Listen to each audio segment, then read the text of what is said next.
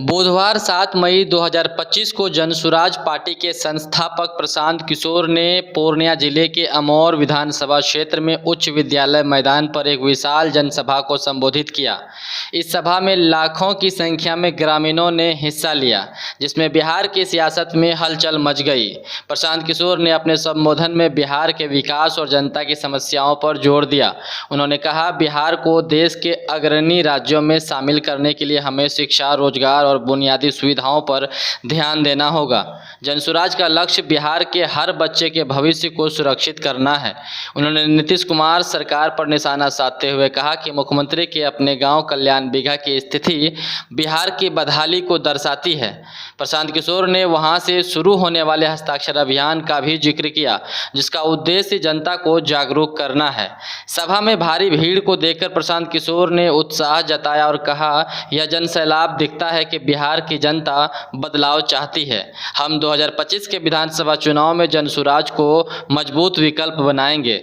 स्थानीय लोगों का कहना है कि प्रशांत किशोर की सभा ने अमौर में एक नया जोश भर दिया है। यह जनसभा बिहार की राजनीति में जनसुराज की बढ़ती सक्रियता का संकेत देती है। विश्लेषकों का मानना है कि प्रशांत किशोर का यह कदम नीतीश कुमार और विपक्षी दलों के लिए चुनौती पेश कर सकता है। भैया, हम लोग आज तक अपने बच्चों के पढ़ाई रोजगार के लिए वोट नहीं दिए, यही बताने आए। वोट आपने मोदी को दिया या कांग्रेस को, ओवैसी को दिया या लालू को, नीतीश को दिया या जनसुराज को?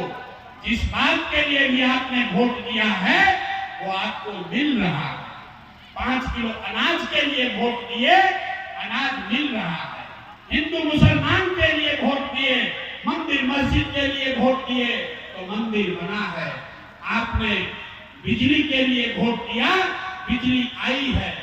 आपने गुजरात के विकास के लिए वोट दिया, गुजरात में विकास हुआ है। आपने अपने बच्चों के पढ़ाई रोजगार के लिए वोट नहीं दिया, इसलिए आपके बच्चे अनपढ़ और गरीब हैं। यही बताने आए। और ये हमसे नहीं सीखिए, ये बात तो आपके इस्लाम में बताई गई है। ये बात इस्लाम में बताई गई है। आप यहाँ जितने मुस्लिम साथी बैठे हैं, आप कह रहे हैं भैया हम लोग का क्या आगे होगा, कैसे भाजपा से निपटेंगे?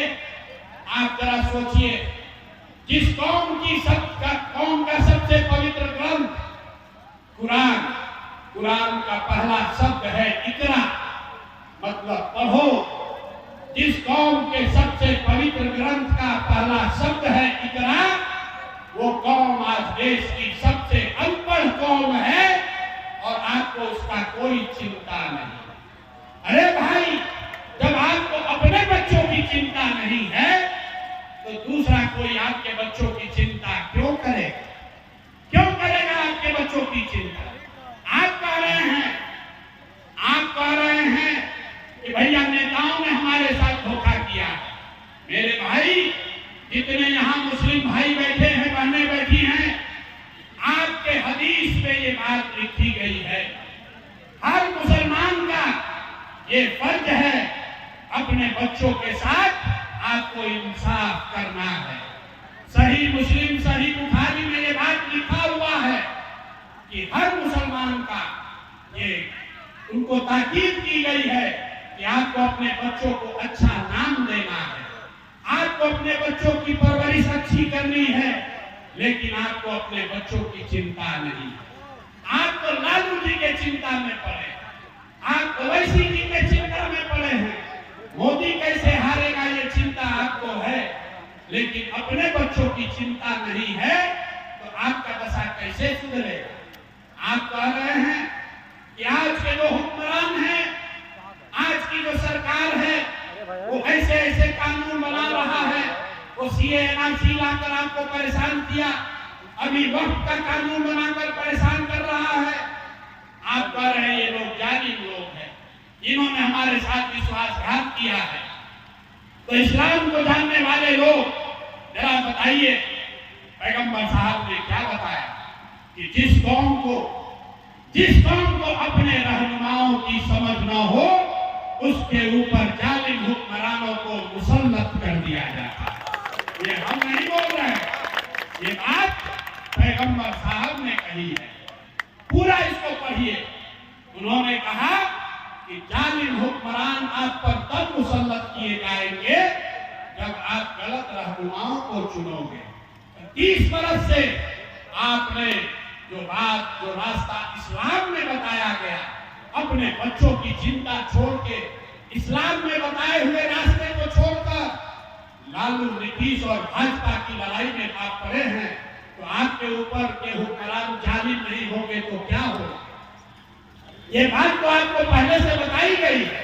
आपको कहा गया कि हर मुसलमान का ये फर्ज है हक के साथ खड़ा होना, हक के साथ खड़ा होना है।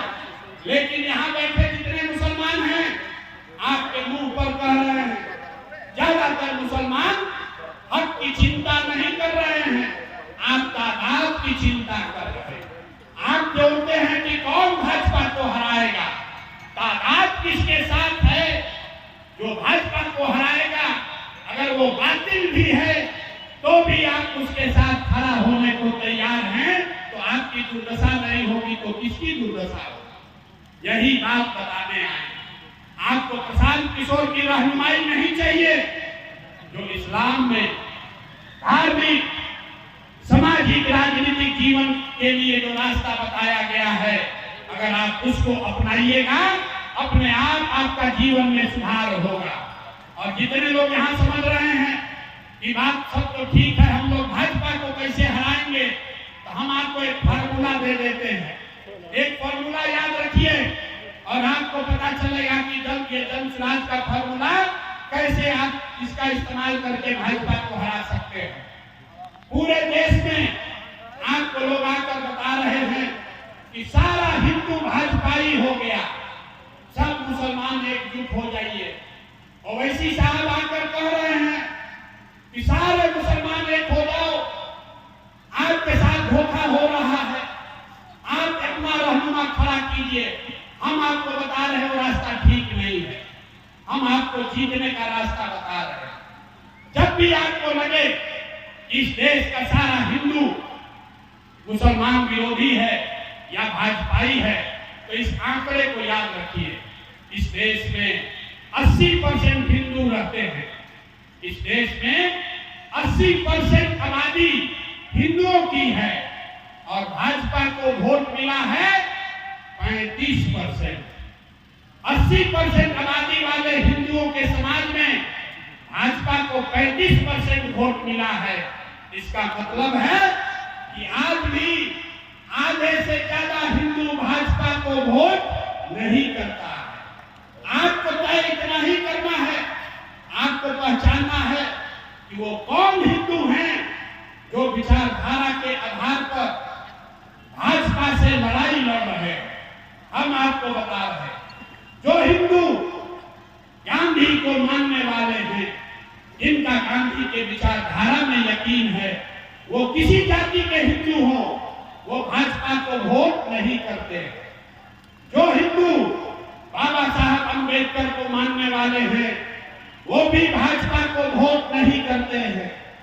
जो वामपंथ और कम्युनिस्ट विचारधारा को मानने वाला हिंदू है, वो भी भाजपा को वोट नहीं करता है। और जो लोहिया जयप्रकाश के समाजवाद को मानता है, वो भी भाजपा को वोट नहीं करता है। तो इन चार विचारधारा के मानने वाले हिंदुओं के साथ अगर 20% मुसलमान सामाजिक राजनीति गठजोड़ बना ले, तो आप हुए 60, भाजपा हुई 40 और उसी से भाजपा से लड़ाई लड़ी जा सकती है। यही फर्क है ओवैसी साहब में और जन सुराज में। ओवैसी साहब कह रहे हैं कि मुसलमानों को अपना रहनुमा, अपना नेता खड़ा करना चाहिए। प्रशांत किशोर जन सुराज ये कह रहा है कि मुसलमानों को अपना नेता, अपना रहनुमा खड़ा करना चाहिए, लेकिन उन हिंदुओं के साथ मिलकर करना चाहिए जो विचारधारा के आधार पर आपके साथ चलने को तैयार है, भाजपा से लड़ने को तैयार है। यही फर्क है ओवैसी के मॉडल में और जन सुराज के मॉडल में। यही रास्ता आपको बताने आए हैं। मेरे भाई, आज भी आधे से ज्यादा हिंदू वो सांप्रदायिक सोच का नहीं है, वो भाजपाई नहीं है। जरूरत इस बात की है कि आप उसको गले लगाइए, आप उसके साथ गठजोड़ बनाइए, जाति के आधार पर नहीं, विचारधारा के आधार पर गठजोड़ बनाइए, तभी आप भाजपा से लड़ाई लड़ सकते हैं। यही रास्ता बताने आए हैं। और यहाँ पर जितने लोग राजद के वोटर हैं, जितने लोग राजद के वोटर हैं, जो लोग लालटेन में 30 वर्ष से किरासन तेल बनकर चल रहे हैं, मेरे भाई एक बार घर जाइए और ये सोचिए कि लोकतंत्र में कोई वोट किसी को क्यों देता है। वोट देने की 3 वजह है। एक वजह है आप अपना और अपने बच्चों का विकास देखना चाहते हैं। दूसरी वजह है आप अपने लिए राजनीतिक भागीदारी चाहते हैं। और तीसरी वजह है आप अपने राजनीतिक विरोधी को हराना चाहते हैं। 30 वर्ष से जिस लालटेन में किरासन तेल बनकर आप चल रहे हैं, एक बार जाकर देखिए, ये तीनों में तीनों चीज आपको नहीं मिला। बिहार में दलितों के बाद सबसे ज्यादा गरीब और बदहाल अगर कोई है तो मुसलमान भाई है। तो विकास आपको मिला नहीं। अब आ जाइए भागीदारी पर। आबादी के हिसाब से बिहार में आपका 40 विधायक होना चाहिए, लेकिन सिर्फ आज 19 विधायक हैं। ये चिंता का कारण नहीं है। आपको लगता है कि विधायक हमारा कम है। विधायक आपका कम इसलिए है कि राजद वालों ने आपको टिकट नहीं दिया, लेकिन चिंता का कारण ये है कि आबादी के हिसाब से 1650 मुखिया मुस्लिम समाज के लोग होने चाहिए। बिहार में 1200 से कम मुखिया ही मुस्लिम समाज के हैं। आबादी के हिसाब से 27,500 वार्ड सदस्य मुसलमान होना चाहिए। 11,000 से कम वार्ड सदस्य ही बिहार में मुसलमान हैं। ये आपको क्या दिखाता है? ये दिखाता है कि मुस्लिम समाज के लोग आपकी राजनीति में भागीदारी धीरे धीरे खत्म हो गई। लालू जी ने आपके मन में ये डर बैठा दिया कि जब तक हमारे पीछे नहीं चलोगे तुम सुरक्षित नहीं हो, हमारे पीछे चलते रहो, हमारे लालटेन में किरासन तेल बनकर जलते रहो और हम तुम्हारा चिंता करेंगे। नतीजा क्या हुआ? नतीजा ये है कि आपके और आपके बच्चों का भविष्य किरासन तेल की तरह जल रहा है और रोशनी मुसलमानों के घर में नहीं, लालू जी के घर में हो रही है। यही बताने के लिए आए। ये सब के बाद भी आप लालू जी का साथ नहीं छोड़ेंगे। आप कहते हैं कि भैया भाजपा को हराना है, चाहे कितना भी कष्ट हो जाए, भागीदारी न मिले, विकास न मिले, भाजपा को हराना है। चलिए इसी को देख लीजिए। 1990 से जब से आप लालटेन को वोट दे रहे हैं, उस समय भाजपा का बिहार में 0 सांसद था, 0, और देश में उसका 2 सांसद था। आज भाजपा गठबंधन का बिहार में 30 से ज्यादा सांसद है और देश में 240 सांसद है।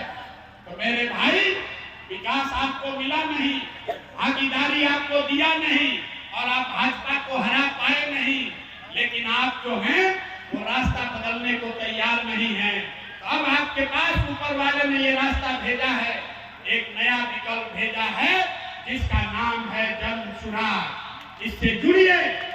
ये वो पौधा है, ये वो पौधा है जिसको अगर आप सींचिएगा तो यही आगे चलकर आपको फल भी देगा और आपके लिए सुरक्षा का कारण भी बनेगा। ये वो रास्ता है। और नहीं राजद के मरे हुए पेड़ पर अगर खून से भी सींचते रहिएगा, कुछ आपको हासिल होने वाला नहीं है। आपसे अंतिम में यही आग्रह करेंगे कि एक बार अपने बच्चों के लिए, एक बार अपने बच्चों के लिए जो इस्लाम में ताकीद की गई है, अपने बच्चों के लिए सजग होइए। जिस दिन आपके बच्चे पढ़ेंगे, जिस दिन आपके बच्चों को रोजगार होगा, जिस दिन आपके लोगों को यहाँ भागीदारी होगी, भाजपा अपने आप हार जाएगी। भाजपा से डरना बंद कीजिए, भाजपा से डर कर वोट देना बंद कीजिए। यही बात बताने आए। 20 करोड़ की आबादी किसी के डर में नहीं रह सकती है। अपनी ताकत बनाइए, अपने बच्चों को राजनीति में लाइए। जन सुराज ने घोषणा की है, एक दो नहीं, कम से कम 40 जगहों पर, कम से कम 40 जगहों पर मुसलमान साथियों को जन सुराज की ओर से टिकट देकर उनको चुनाव लड़ाया जाए। और ऐसा नहीं कि टिकट दिए और उससे 2 करोड़ रुपया भी घूस लिए, वो बात नहीं। गरीब से गरीब मुसलमान का परिवार का बच्चा भी अगर उसके पास सलाहियत है, समाज को सुधारने का जज्बा है, तो जन सुराज उसको टिकट भी देगा और संसाधन भी देगा। आपको अपने समाज के लिए खड़ा होना जरूर पड़ेगा। अगर आपको ठीक लगे तो इस व्यवस्था से जुड़िए, और न ठीक लगे तो जो आपकी राजनीतिक बंधुआ मजदूरी चल रही है 30 बरस से, वो चलाते रहिए। लेकिन ध्यान रखिए, अगर नहीं सुधरोगे, भाजपा के डर से बातिलों का साथ देते रहोगे, तो लिख कर रखिए, जिस गरीबी बदहाली में आपका जीवन बीत रहा है, आपके बच्चों को, आने वाले पीढ़ी को भी इसी गरीबी और बदहाली में जीना पड़ेगा। कोई इसको सुधार नहीं सकता। यही बात बताने आए हैं। ठीक लगे तो जन सुराज से जुड़िए, और न ठीक लगे तो लालटेन पर लटके रहिए। लेकिन लालटेन पर लटकिएगा तो अपने बच्चों के बर्बादी का, उनके गरीबी का, उनके बेरोजगारी का जिम्मेवार आप खुद होंगे। एक नारा लगाकर हम लोग खत्म करेंगे। मैं बोलूंगा जय बिहार, आपको बोलना है जय जय बिहार, जय बिहार। इतने आवाज है, अमौर में इतनी आवाज है।